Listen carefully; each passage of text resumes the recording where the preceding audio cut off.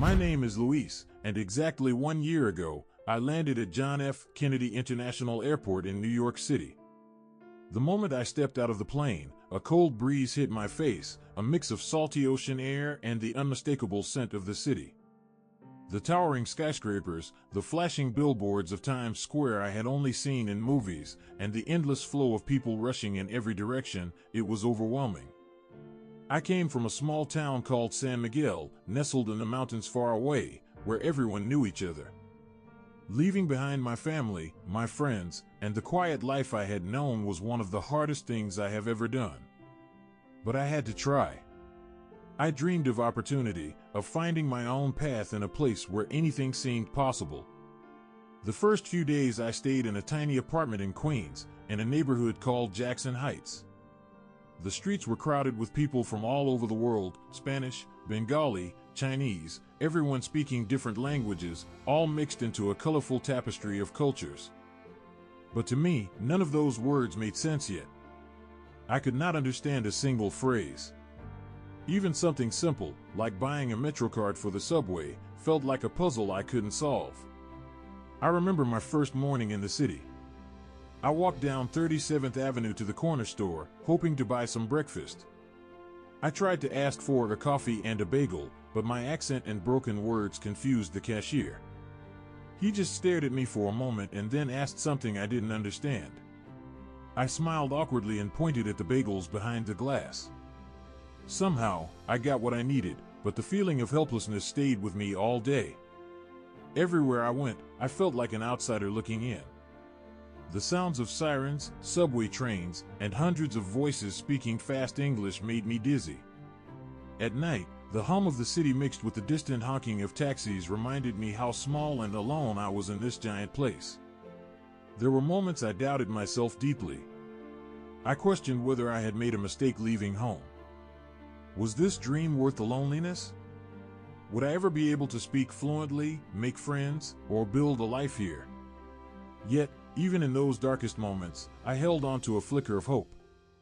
I remembered my mother's words before I left, "Luis, the hardest journeys often lead to the most beautiful destinations."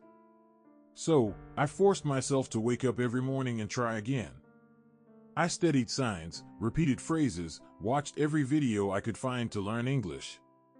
Each small victory, a greeting understood, a question answered, felt like climbing a mountain. I realized quickly that success wouldn't come overnight. It would take years, patience, and grit. But my heart told me this city had something for me, if only I could find the courage to keep going.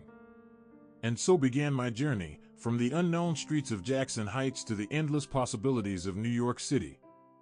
A journey not just across continents, but across fear, doubt, and loneliness toward hope, growth, and a new life. The first weeks in New York City were nothing like I imagined. I knew moving to a new country would be hard, but I underestimated how deep the challenges would run.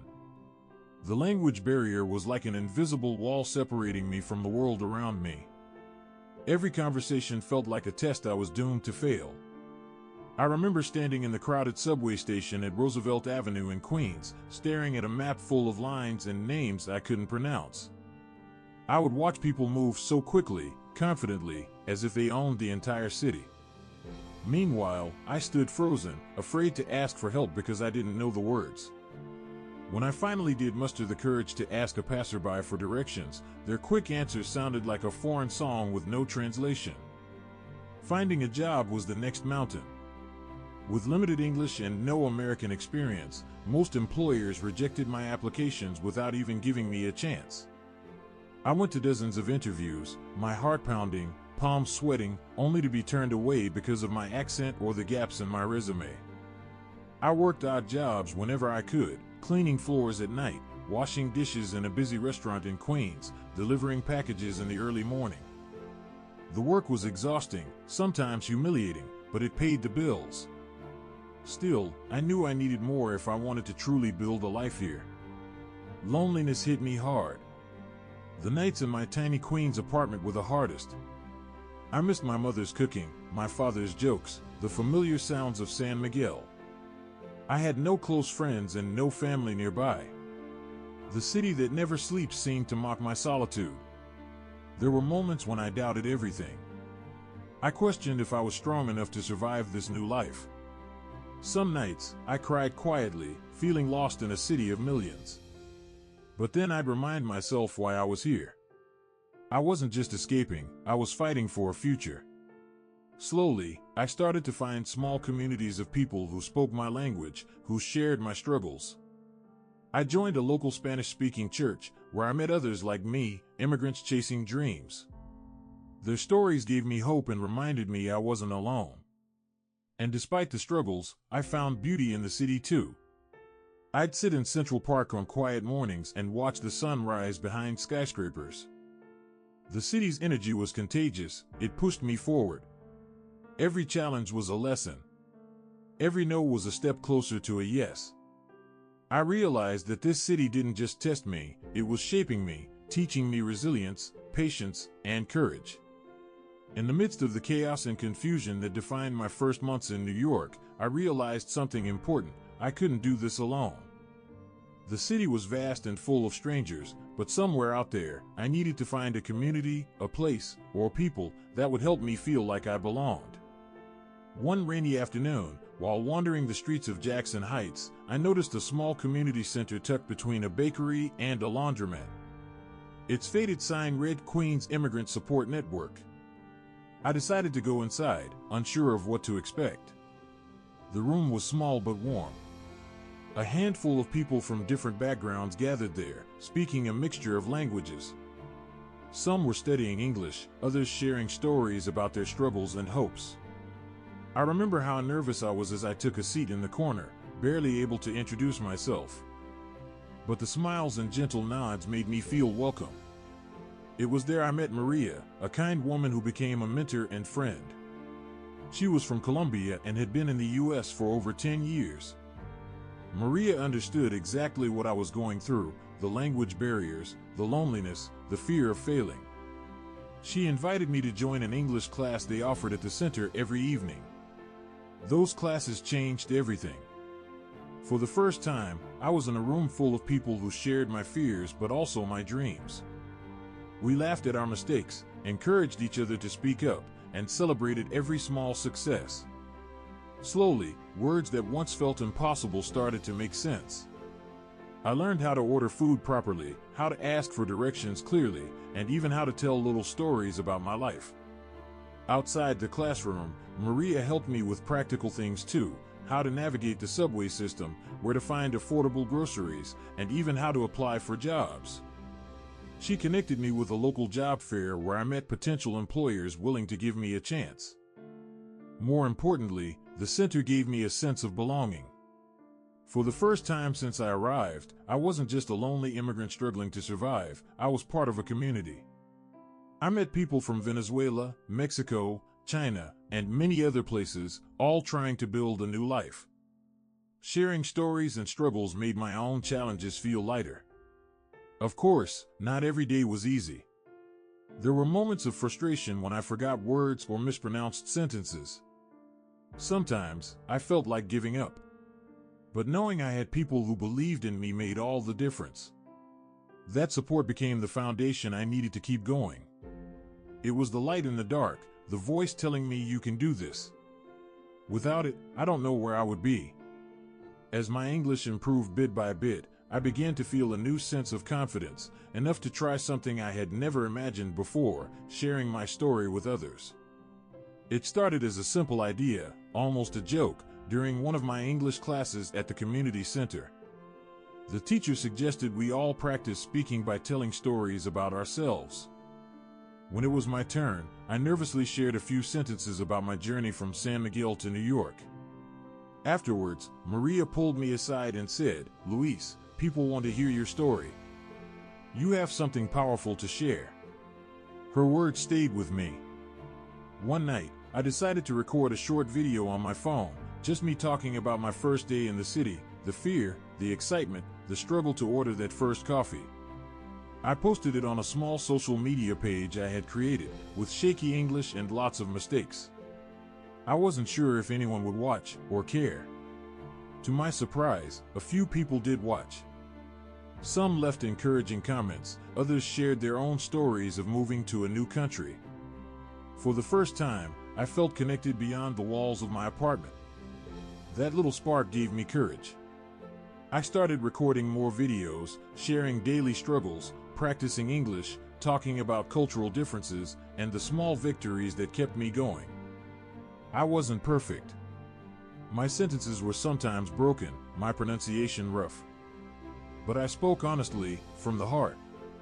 At times, negative comments appeared, people mocking my accent or telling me I'd never succeed.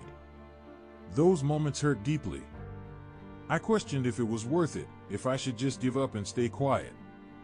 But then I remembered why I started, to inspire others like me, to remind myself that progress is made one step at a time. Slowly, my little audience grew.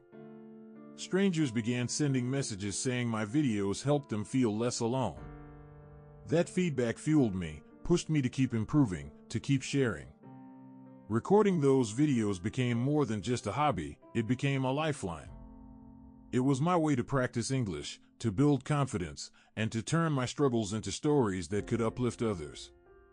Looking back, I realized that those shaky first videos weren't just about language. They were about finding my voice in a world that initially tried to silence me.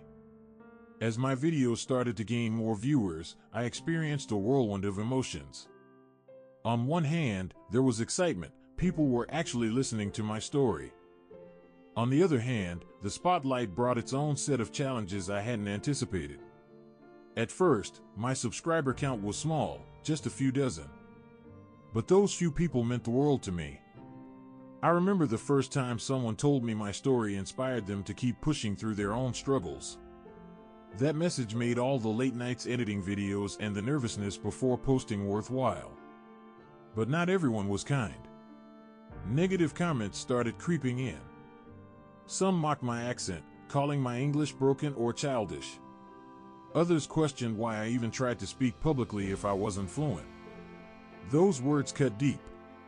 I felt exposed and vulnerable, like every mistake was on display for the world to judge.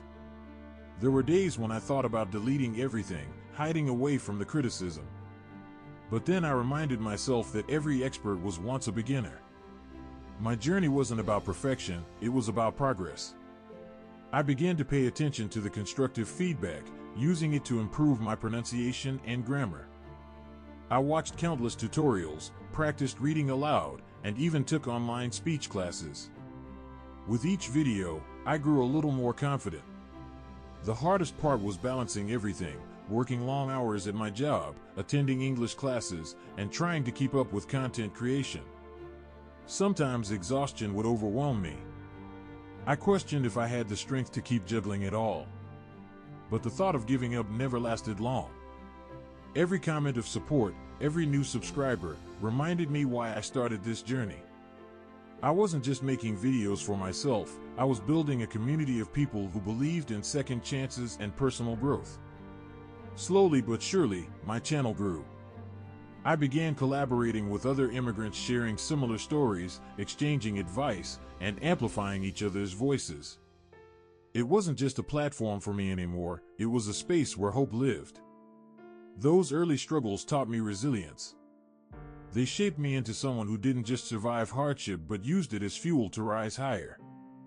By the time 6 months had passed since I first started sharing my story on camera, I realized that the journey was about much more than just language. It was about belief in myself when everything seemed uncertain. Every day, I devoted hours to studying English. I bought books, downloaded podcasts, and even watched popular American TV shows with subtitles, trying to catch every word. I practiced speaking in front of the mirror, recording myself, then listening back to catch mistakes. It was exhausting but rewarding. There were moments when frustration took over. When a sentence I rehearsed a dozen times slipped from my tongue wrong in front of the camera. When I stumbled over words during live streams and felt the burning embarrassment. But with each mistake, I reminded myself that it was a step toward mastery, not failure. More than language, I worked on my mindset. I read stories of others who had overcome massive obstacles, and it gave me strength. I started journaling, writing down fears, hopes, and small wins. Slowly, I built a habit of positive self-talk. Instead of saying I can't, I told myself I'm learning. Instead of fearing judgment, I embraced vulnerability as a sign of courage. One day, I found a quote that stuck with me: "Success is not final, failure is not fatal, it is the courage to continue that counts." Those words became my mantra. I also sought out mentors, people who had walked similar paths and could guide me. Maria from the community center remained a constant source of support, but I also connected online with language coaches and content creators who shared tips and encouragement. Learning became a passion. I realized that growth was a lifelong process and that the challenges I faced were shaping me into a stronger, wiser person. Every video I made was an opportunity to improve, to connect, and to inspire. By believing in myself, I unlocked potential I never knew I had. The city that once felt so intimidating slowly started to feel like home, not just because of the streets and buildings, but because I was finding my place in it. Months turned into a year, and the little channel I started on a whim grew into something I never could have imagined. What began as shaky, awkward videos posted from a tiny apartment in Queens became a platform where thousands of people tuned in to hear my story, and their own reflected in mine. The breakthrough came unexpectedly. One of my videos, where I shared a raw, honest moment about my fears of failure, started gaining traction. Viewers connected with the vulnerability and authenticity I poured into every word. Comments flooded in, people sharing their struggles, thanking me for giving them hope. Suddenly, invitations began arriving, online interviews, guest spots on podcasts, even a local community event where I was asked to speak. For someone who had once been too afraid to order a coffee, standing on a stage to share my journey was surreal. But the greatest reward wasn't the numbers or the recognition, it was the connection. Messages from viewers who told me my story inspired them to take their own first steps in a new country or to face a personal challenge they'd been avoiding. Knowing that my experiences could help others gave my journey a deeper meaning. With growing confidence, I began creating content in both English and Spanish, bridging cultures and languages. I shared tips on learning languages, adapting to new environments, and most importantly, believing in oneself. Of course, the journey wasn't without bumps. The pressure to keep up with content, the occasional negative feedback, and the demands of daily life tested me. But I had learned resilience. I knew how to face challenges and keep moving forward. Looking back, I see how far I've come, from the scared immigrant lost in the crowds of New York, to a voice that resonates with thousands worldwide. This city, once a place of fear, had become the stage for my dreams. Sitting here today, looking back on everything that has happened, I'm amazed at the journey I've taken. From the moment I landed at JFK Airport, feeling lost and silent, to now, when thousands of people from around the world listen to my voice, I realize how much growth, pain, and hope have shaped who I am. The city that once felt like a cold, overwhelming maze has become my home. But more importantly, I've learned that home isn't just a place on a map, it's the feeling of belonging, acceptance, and purpose. I found that through the stories I shared, the community I built, and the belief I nurtured in myself. My story isn't unique. There are millions like me, crossing borders with nothing but dreams and courage. To anyone watching this who feels small or afraid, I want you to know, your voice matters. Your journey matters. Don't let fear silence you. Looking ahead, I have big dreams. I want to expand my platform, help others tell their stories, and create spaces where immigrants can find support and strength. I want to learn more languages, travel, and keep growing. But no matter where life takes me, I'll carry this lesson: success isn't about perfection or fame. It's about resilience, showing up every day, facing challenges head-on, and believing that you are worthy of the life you want. If my journey has taught me anything, it's that no barrier, not language, not loneliness, not fear, can stop someone determined to rise. So here I am, still learning, still growing, still dreaming. And I'm just getting started.